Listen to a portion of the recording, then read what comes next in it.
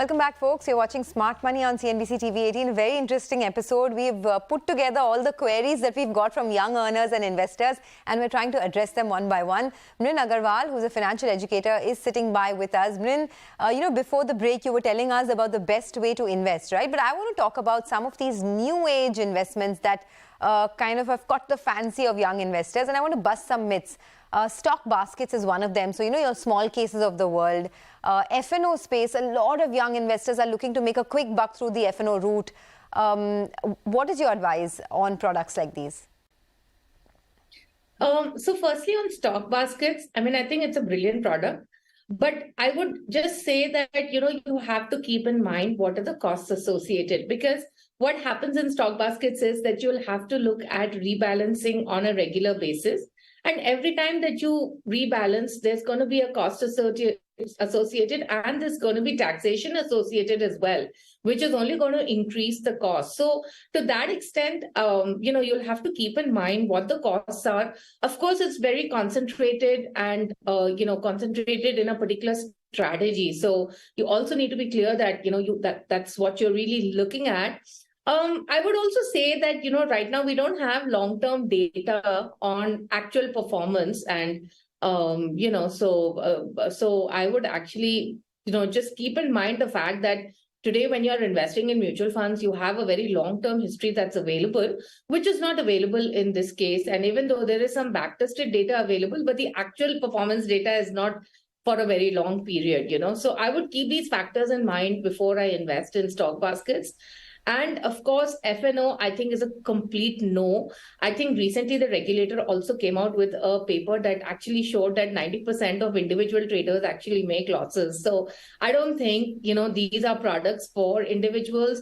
Even I don't invest in products like F&O because I think it's just too complex, requires a lot of time and effort and, monitoring as well. And I think there are simpler, easier, low-cost products that are available that allow you to spend your time in many other things than, sitting in front of the screen. Oh, absolutely. And you get a good night's sleep, right? If you invest in conservative and low-cost products. That's what's important at the end of the day. So stay away from some of these products, maybe in the F&O space. Stay away from trading if you're a young earner.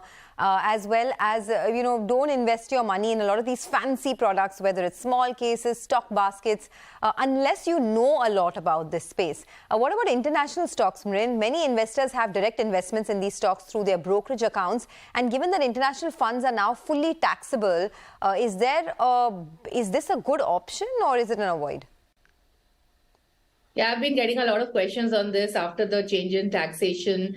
And what I would say is that while it's really easy to go ahead and buy stocks directly, most investors are not aware of the tax compliance that there is on international stocks. So one, you have to necessarily file ITR2 if you own a foreign stock.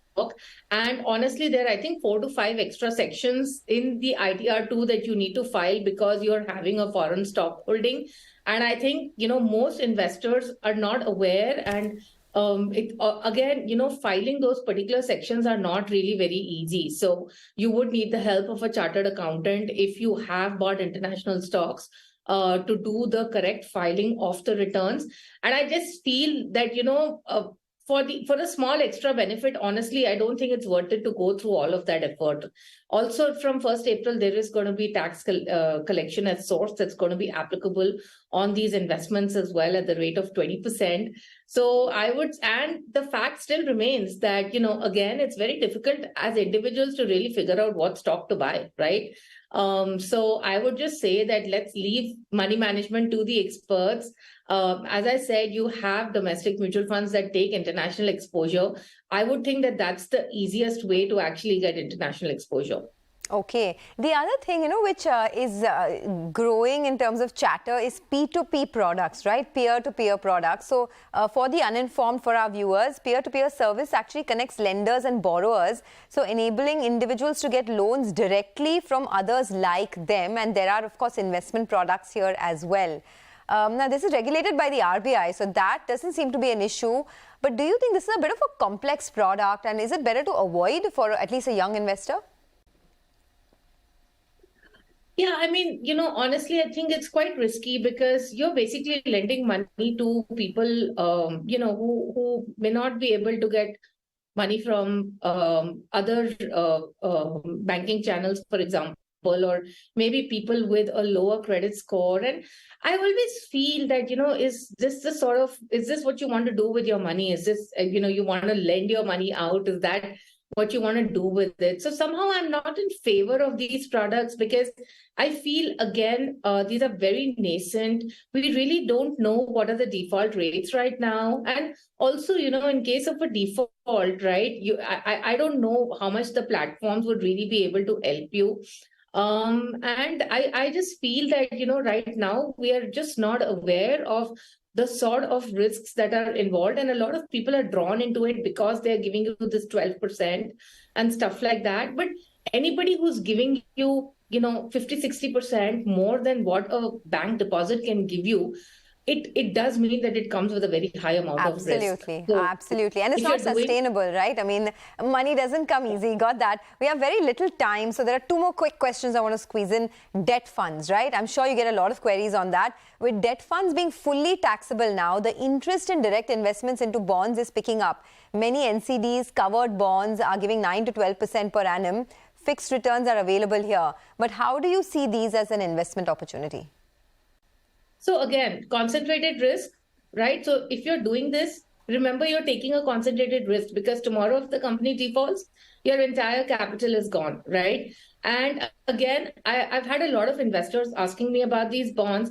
Most of them, I don't think, understand the meaning of the ratings. As long as they see A, they think it's a good rating, but a single A versus a triple A, there's a lot of difference, right? So I think you just need to be mindful of some of these risks that are there in these instruments and not just go by the return. Also look at who is the manufacturer of the bond, which is something that a lot of people are not looking at as well. Okay, and finally, you've told us what not to do, but just summarize it for us. What's a good way for a young earner to invest and create a rock-solid corpus? We always try to complicate our investments when you have very simple investments available. So on the short term, which is up to 4 to 5 years, clearly up to, I would say you have fixed deposits and you have short duration debt funds available. The debt funds, although they're fully taxable, I think they'll give you a slightly higher return probably than what an FD can give you. But, if you find it difficult again to figure out which debt fund and all of that, just stick with the fixed deposit, right? If you're looking at medium term, between 5 to 7 years, right, you have balance funds that are available. You have the dynamic asset allocation category that's available over here as well. And clearly, if you're looking at above 7 years, I would say look at equity funds. I think there's some really good equity funds today in India. And for the very long term, let's say for a retirement perspective, you have PPF and you have NPS. So all of these products are extremely low cost. And have a good history of performance and have provided consistent returns. So I would say FD, balance funds, equity funds, NPS and PPF. And two quick equity funds top of mind that stand out for you? On the Nifty 50 fund, I like ICICI Nifty 50 fund, Parag Parikh Flexi Cap fund and DSP Mid Cap fund. Okay, on that note, thanks a lot, Mrin. Very, very helpful for all the young investors, the young earners out there. This is a great way to build a rock-solid corpus. Thanks a lot for joining us on Smart Money.